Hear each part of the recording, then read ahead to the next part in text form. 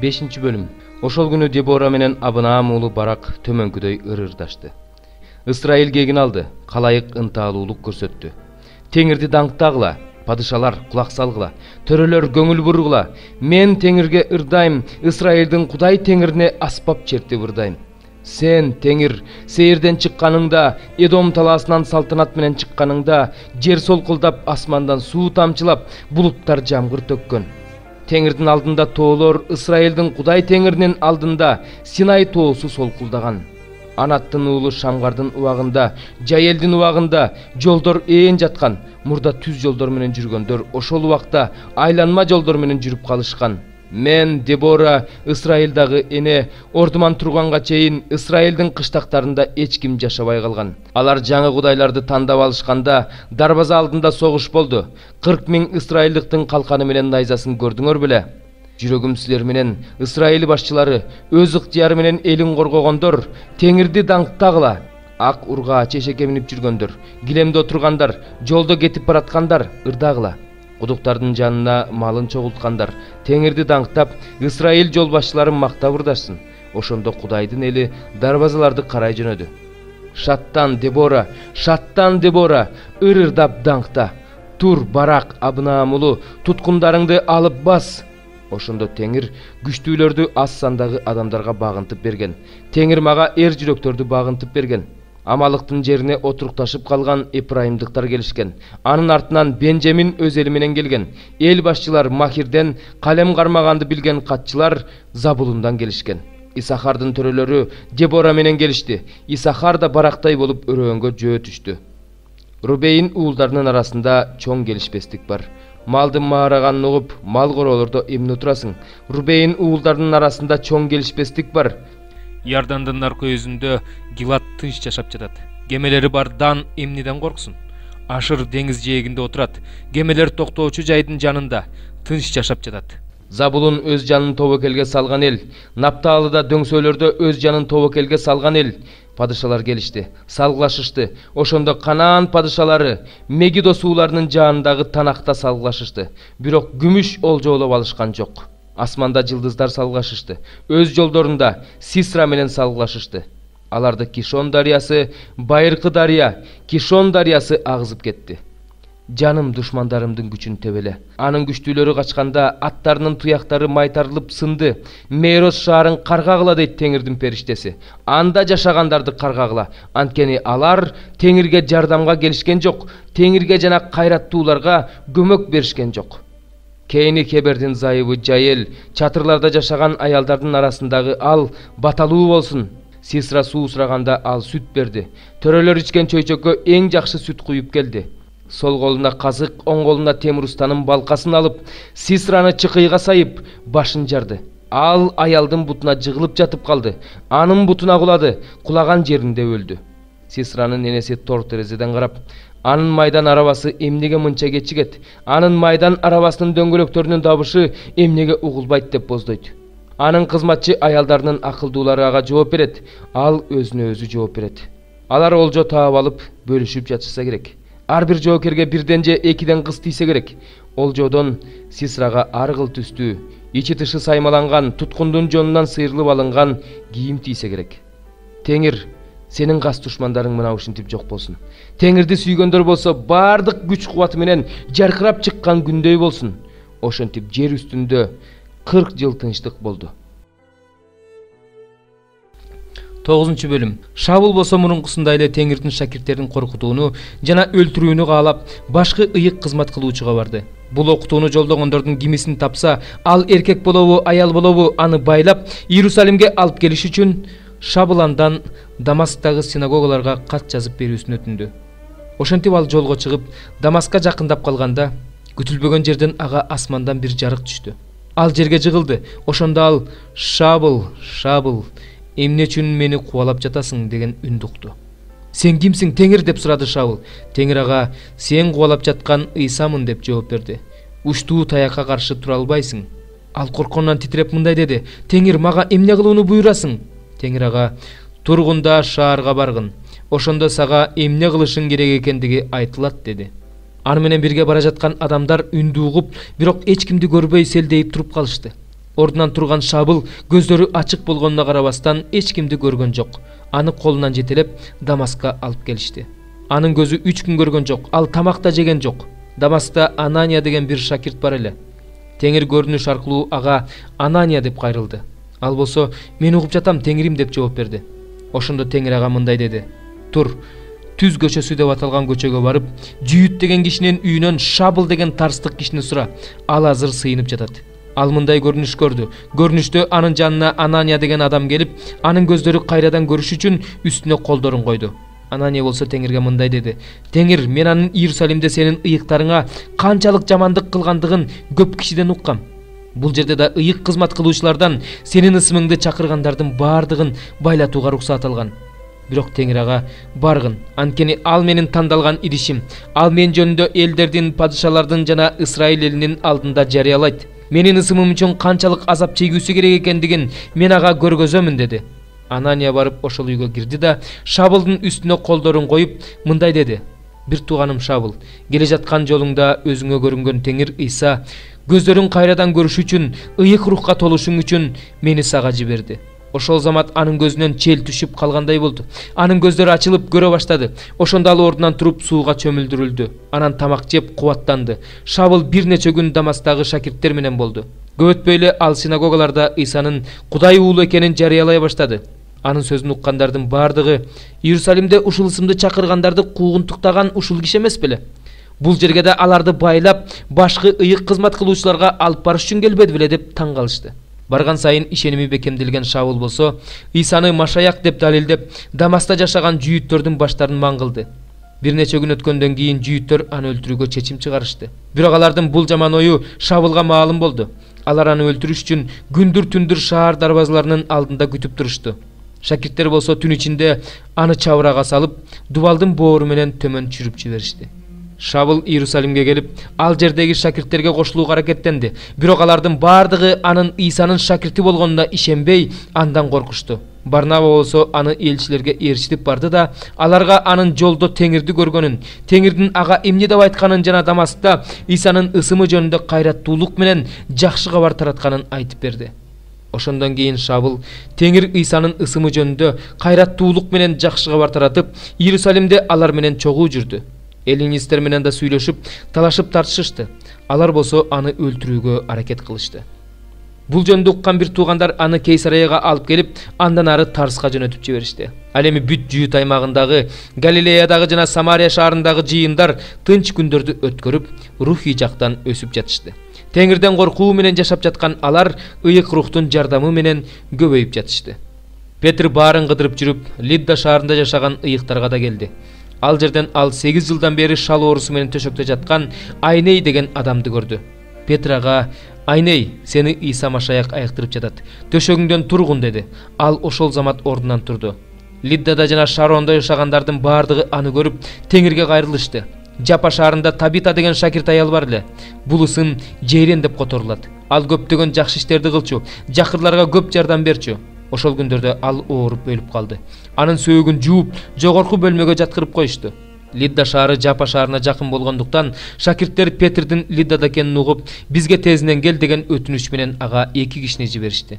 Петр алар менен жолго чыкты. Ал келгенде аны жогорку бөлмөгө киргизишти. Жесир аялдардын баары ыйлап Петрге келишти да ага Табитанын тирүү кезинде тиккен көйнөктөрү менен кийимдерин көрсөтүштү. Петр алардын баардыгын сыртка чыгарып жиберип, тизе бүгүп сыйынды. Анан Маркомго бурулуп: "Табита, ордуңдан тур" деди. Ошондо Табита көздөрүн ачты. Петрди көрүп өйдө болуп отурду. Петр колун сунуп аны тургузду да ыйыктар менен жесирлерди чакырып, аларга өлүп кайра тирилген аны көрсөттү. Бул окуя бүт Жапага белгилүү болду. Ошондо көптөгөн адамдар Теңирге ишенип калышты. Петр бир нече күн Жапада Шимон деген булгаарчыныкында болду. 18 бөлүм. Жеремияга Теңирден болгон сөз. Тур, карапачынын үйүнө түш. Ошол жерде мен сага өзүмдүн сөздөрүмдү айтам. Ошондо мен карапачынын үйүнө түштүм. Ал карапа ясаган тегерек куралда өз ишин жасап жатыптыр. Карапачы топурактан жасап жаткан идиш анын колунда бузулуп калды. Ошондо ал кайрадан ошол топурактан өзү каалаган башка бир идиш жасады. Ошондо мага Теңирден сөз болду. Ысрайыл, мен силерге ушул карапачы кылгандай кыла албайт бекем дейт Теңир. Карапачынын колунда топурак кандай болсо, силер да менин колумда ошондойсуңар, Ысрайыл. Кээде мен кайсы бир эл же падышачылык жөнүндө анын тамырын жулам, талкалайм, жок кылам деп айтам. Бирок мен айткан ошол эл өзүнүн жаман иштеринен баш тартса, мен аларга жамандык кылам деген оюмдан кайтам. Ал эми кээде мен кайсы бир эл же падышачылык жөнүндө аны орнотом жана бекемдейм деп айтам. Бирок алар менин көз алдымда жамандык кылып, менин үнүмдү укпай турган болсо, мен аларга ырайым кылам деген оюмдан кайтам. Ошондуктан Жүйүттүн адамдарына жана Иерусалимдин тургундарына айт. Теңир мындай дейт: мына мен силерге жамандык даярдап жатам. Силерге каршы жамандык ойлоп жатам. Ошондуктан ар бириңер өзүңөрдүн жаман жолуңардан бурулгула, жолдоруңарды жана иштериңерди оңдогула. Бирок алар мындай деп айтышат: үмүт кылба, биз өзүбүздүн оюбуз боюнча жашайбыз. Ар бирибиз жаман жүрөгүбүздүн өжөрлүгү боюнча иш кылабыз. Ошондуктан Теңир мындай дейт: элдер арасынан сурагыла, ушундай нерсени уккан адам бар бекен? Ысрайыл кызы өтө жийиркеничтүү иштерди кылды. Лебанон тоосунун чокусунан кар кетеби? Башка жерлерден аккан муздак суулар соолуп калабы? Менин элим болсо мени таштап кетти. Алар жалган кудайларга жыпар-жыттуу зат түтөтүп жатышат. Өз жолдорунда мүдүрүлүштү, салынбаган жол менен жүрүш үчүн, өздөрүнүн жерин көргөн элдин үрөйүн учурган жер кылыш үчүн, түбөлүк шылдыңга калтырыш үчүн байыркы жолдорун ташташты. Ошондуктан ал жер менен өткөн ар бир адам таң калып, башын чайкайт. Аларды чыгыш шамалы сыяктуу душмандын көз алдында сапырам. Башына мүшкүл түшкөн күнү аларга жүзүмдү бурбастан аркамды салам. Алар болсо: келгиле, Жеремияга каршы жаман ой түзөбүз. Анткени ыйык кызмат кылуучунун мыйзамы, акылмандын кеңеши, пайгамбардын сөзү жогул элек. Келгиле, аны тилибиз менен өлтүрүп, сөзүн укпай коебуз деп айтышты. Мени ук, Теңир, менин душмандарымдын үнүн ук. Жакшылыкка жамандык кылса болобу? Алар болсо менин жаным үчүн ор казып жатышат. Алар жөнүндө жакшы нерсе айтыш үчүн, сенин каарыңды алардан кайт кылдырыш үчүн өзүңдүн алдыңда турганымды эстегин.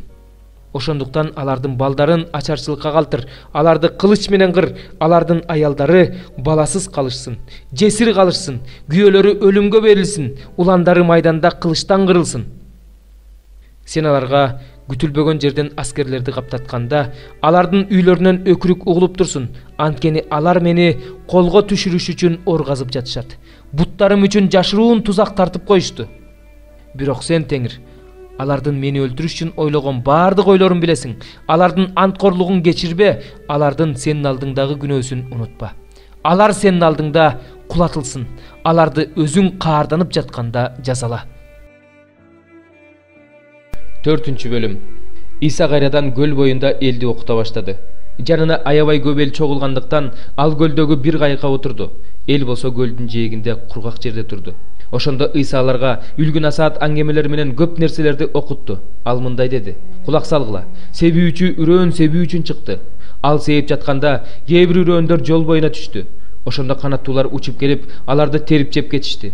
Кээ бир үрөөөндөр топурак аз, таштак жерге түштү. Жердин кыртышы жука болгондуктан алар тез эле өнүп чыкты. Бирок күн чыгаар менен соолуп, терең тамырлай албай куурап калды. Кээ бир үрөөөндөр тикенектердин арасына түштү. Тикенектер өсүп, аларды басып салды. Ошондуктан алар түшүм берген жок. Кээ бир үрөөөндөр болсо жакшы топуракка түштү. Өнүп чыгып, өсүп түшүм берди. Кээ бири 30 эсе, кээ бири 60 эсе, а кай бири 100 эсе түшүм берди. Анан Иса аларга: кимдин кулагы бар болсо, ал уксун деди. Эл тарап Иса жалгыз калганда, аны менен жүргөндөр жана 12 шакирти үлгү насаат аңгеме жөнүндө сурашты. Ошондо Иса аларга мындай деди: силерге асман падышачылыгынын жашыруун сырын билүү мүмкүнчүлүгү берилди. Ал эми сырттагыларга баардык нерсе үлгү насаат аңгемелер менен айтылат. Анткени алар карап турушса да көрүшпөйт, угуп турушса да түшүнүшпөйт, кайрылышпайт, кечирим алышпайт. Анан Иса аларга: силер бул үлгү насаат аңгемени түшүнгөн жоксуңарбы? Анда башка үлгү насаат аңгемелерди кантип түшүнөсүңөр, деди да мындай деп түшүндүрдү. Себүүчү сөз себет. Кээ бир адамдар жол боюна түшкөн үрөөнгө окшош. Алардын жүрөгүнө сөз себилет, бирок алар угаар замат шайтан келип, алардын жүрөгүнө себилген сөздү уурдап кетет. Кээ бир адамдар таштак жерге түшкөн үрөөнгө окшош. Алар сөздү угаар замат кубанып кабыл алышат. Бирок терең тамырлай албагандыктан туруксуз болушат. Сөз үчүн кысымга алып, куугунтукташканда дароо баш тартып кетишет. Сөз уккан адамдар тикенектин арасына түшкөн үрөөнгө окшош. Бирок бул дүйнөнүн түйшүгү, байлыкка азгырлоо жана башка каалоолор алардын жүрөктөрүн ээлеп алып, сөздү басып салат да, сөз жемишин бербей калат. Кээ бир адамдар жакшы топуракка түшкөн үрөөнгө окшош. Алар сөздү угуп кабыл алышат. Кээ бири 30 эсе, кээ бири 60 эсе, кээ бири 100 эсе түшүн берет. Анан аларга эмне? Чыракты көмкөрүлгөн идиштин жегеребеттин астына коюш үчүн алып келеби? Чыракты чырак баяга коюш үчүн алып келет эмеспи? Ачылбай калчу жашырын сыр болбойт, ачыкка чыкпай турган жашыруун нерсе болбойт. Кимдин кулагы бар болсо ал уксун деди. Исаларга эмнени угуп жатканыңарга көңүл бургула. Кандай өлчөм менен өлчөсөңөр, силерге да так ошондой өлчөнөт. Силерге угуп жаткандарга атүгүл кошулат. Анткени кимде бар болсо, ага дагы берилет. Ал эми кимде жок болсо, андан бар нерсеси да тартылып алынат деди. Иса дагы мындай деди: Кудайдын падышачылыгы бул нерсеге окшош. Бир адам жерге үрөөн себет. Түнкүсүн уктайт, күндүзү турат. Үрөөнүн кантип өнүп өскөнүн билбейт. Анткени жер өзү түшүм берет. Адегенде сабакты, андан кийин машакты өстүрүп чыгарып, акырында машакты данга толтурат. Эгин бышып, оруп жыюу маалы келгенде, ал токтоосуз орок салат. Анан Иса аларга мындай деди: Кудайдын падышачылыгын эмнеге окшоштурсак болот? Же аны кандай үлгү насаат аңгеме менен сүрөттөсөк болот? Кудайдын падышачылыгы сарыгычы данына окшош. Ал жерге себилгенде, жер бетиндеги уруктардын эң кичинекейи болсо да, өсүп чыкканда баардык дан өсүмдүктөрүнөн чоң болуп, бутактарын кенен жаят. Анын көлөкөсүнө канаттуу куштар корголой алышат. Иса элдин угалуусуна жараша мына ушундай көптөгөн үлгү насаат аңгемелер менен сүйлөдү. Элге ал үлгү насаат аңгемесиз сүйлөгөн жок, бирок өзүнчө калганда шакирттерине бардыгын түшүндүрүп берди. Ошол күнү кечинде ал шакирттерине Наркөйүзгө сүзүп өтөлү деди. Шакирттери элди таратып жиберишти да, кайыкта отурган Иса менен бирге сүзүп кетишти. Ал жерде башка кайыктар да бар эле. Ошондо аябагандай катуу шамал башталды. Кайыкты толкун уруп жаткандыктан анын ичине суу тола баштады. Иса болсо кайыктын арткы бөлүгүндө башына жаздык жазданып уктап жаткан эле. Шакирттери Исаны ойго түшүп, ага: "Устат, биз чөгүп кетсек деле сага баары бирби" дешти. Ошондо Иса ордунан туруп, шамалга тыюу салды да көлгө: "Тынчтан, токто" деди.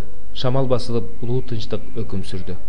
Анан аларга: "Эмне мынча коркоксуңар? Эмнеге ишенимиңер жок?" деди. Аябай коркуп кетишкен алар бири-бирине: "Шамалды да, көлдү да баш ийдирген деги бул ким?" дешти.